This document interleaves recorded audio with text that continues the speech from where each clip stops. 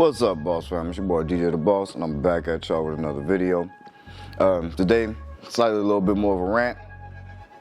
Definitely in the marketing area. So, if you are looking to improve your marketing for your cleaning business or any other business that's a service business, a lot of the same principles apply. But if you're looking to kind of improve the way you're approaching your marketing, this is going to be a great video. If you're new to the channel, you found an excellent channel. I don't try to sell you guys anything.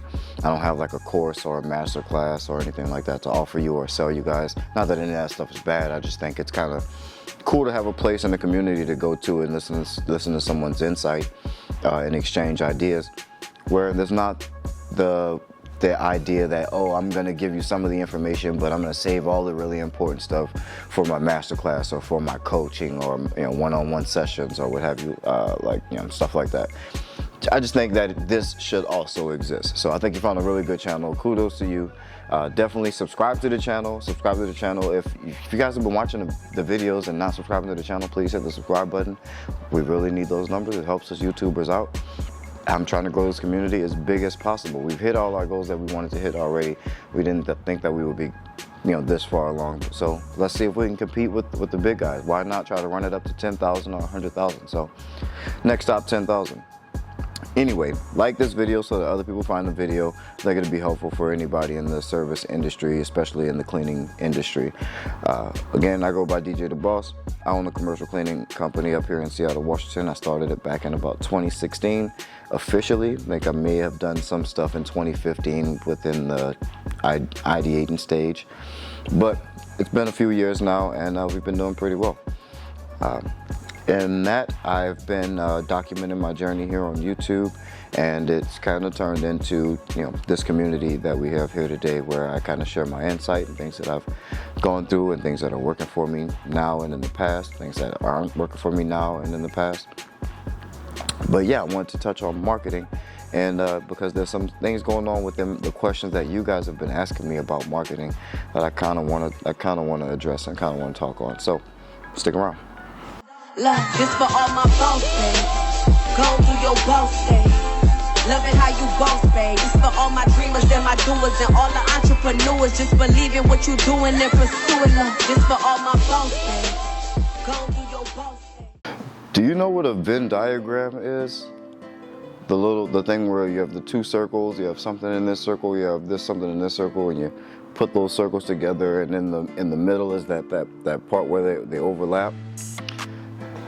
I want you to keep that in mind when you think about marketing for this reason. And in one of those bubbles, we're going to put in what your potential client is actually doing. What your potential client is actually doing or actually watching or looking at, or how they're spending their time. That's what's in this bubble. In this other bubble is the things that you're good at and the ways that you want to reach out to clients, and also the ways that you have the ability to reach out to clients. Good marketing for you is going to be where those two bubbles intersect. Marketing, I'm not emotional about it whatsoever. I'm lying. I'm very emotional about my marketing. I'm a perfectionist. I want it to be good. I want to do specific things on certain platforms, and I'm noticing that a lot of you guys are like me in that sense. Don't be. That it's just a bad place to get into. Let the numbers dictate. Let the market decide. A lot of you guys have been kind of asking me or telling me your plans and how you want to go about approaching doing this business, and I'm gonna cheer you on. I'm always gonna say, go ahead, kill it, man. Show me the work. Do the work, and go kill it and bring it home. But I fear for some of you guys, because some of you are so emotionally attached to whatever method of marketing that you're trying, that you wouldn't be willing to try something else, or you're gonna make a mistake that I made, which is dumping way too much money into some particular avenue of marketing. For example, I think What was her name? There's a comment open up on. I can't remember the name. Can you scroll up on the thing? It's a pink bubble towards the top. It'd be like the very last comment, the very first one. Pink. Faraz. Yep, that's it. Faraz Z. Nah, not that one. It's a pink bubble.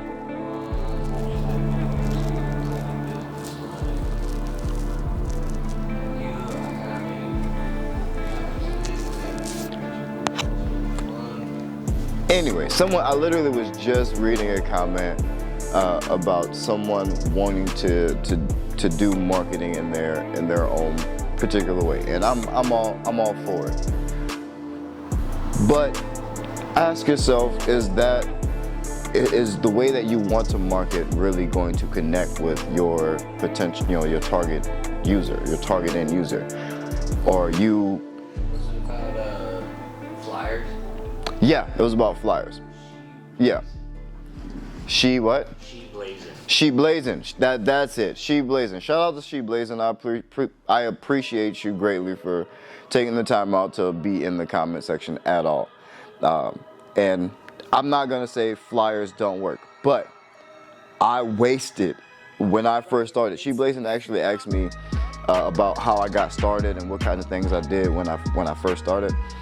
One of those things was flyers. I did everything under the sun to try to get clients, but one of the big things I thought it was going to be a big thing was flyers. I ordered probably 1,200 flyers at about $2 each. Not too bad. I spent $600 and got 1,200 flyers, and I think 2 different color options or colorways or designs that I had done. Right? I do commercial cleaning. And they weren't even square flyers that you would put in some plastic holder. I got door hangers as a commercial cleaning company.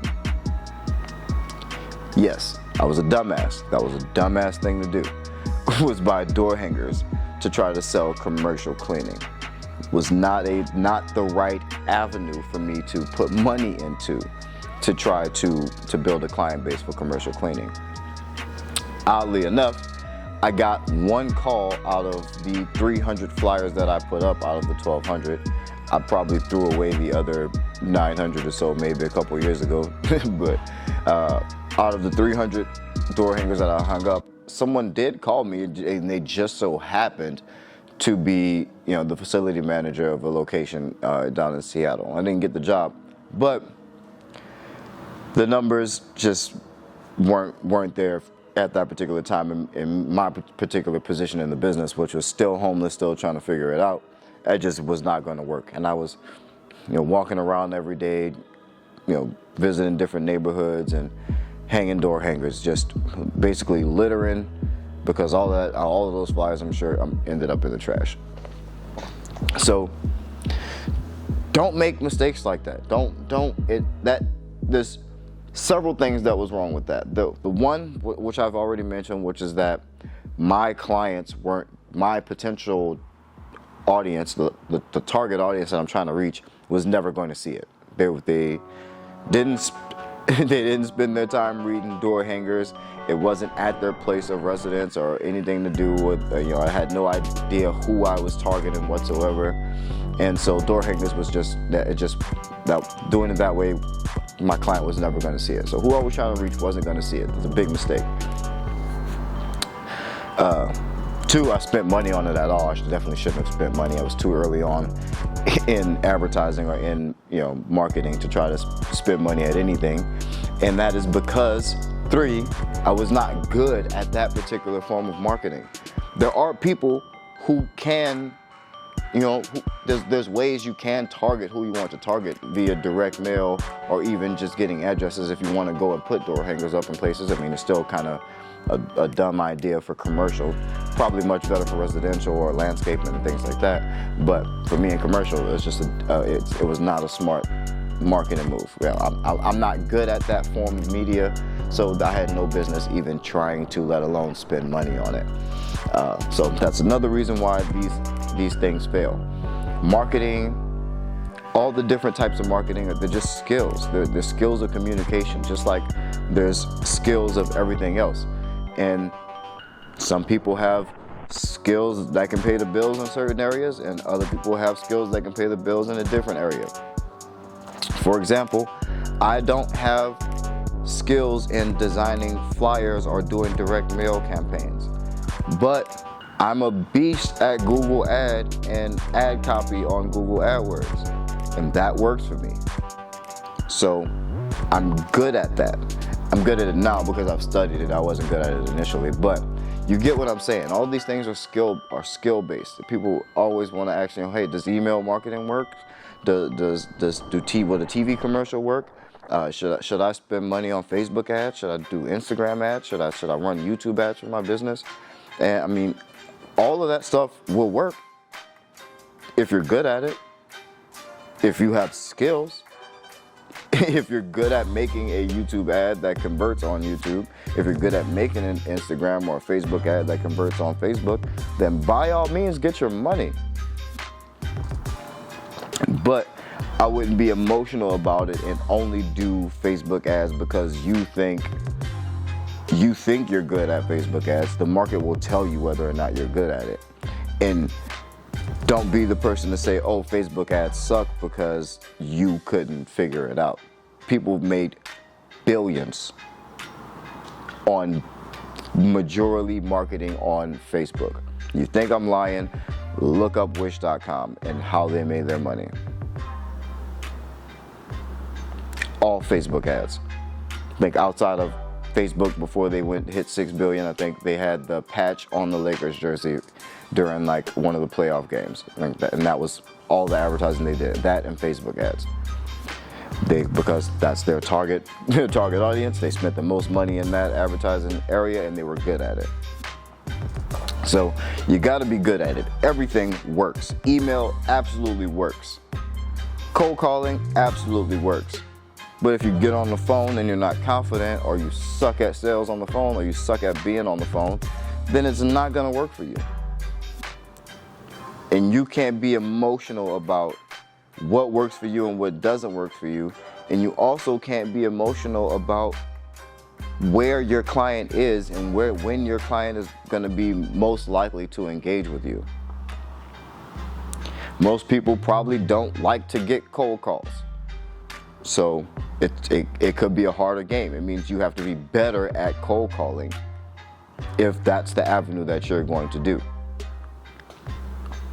And let's say I'm good at Google AdWords, which isn't necessarily sales. It's more of kind of it's not outbound. It's more inbound sales, intercepting people who are searching for the service, which I don't know why anyone would do anything else.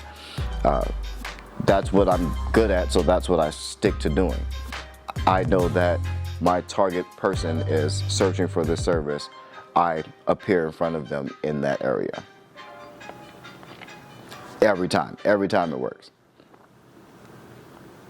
So however you're targeting your end user, you want to make sure it's in a way where it's in a platform or in a setting where it's going to be received.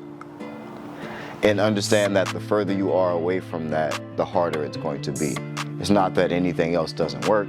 It's just that it may be a little bit harder to cold call somebody and convince them to work with you than it would be to wait until they're searching for your service on Google and then appear in front of them.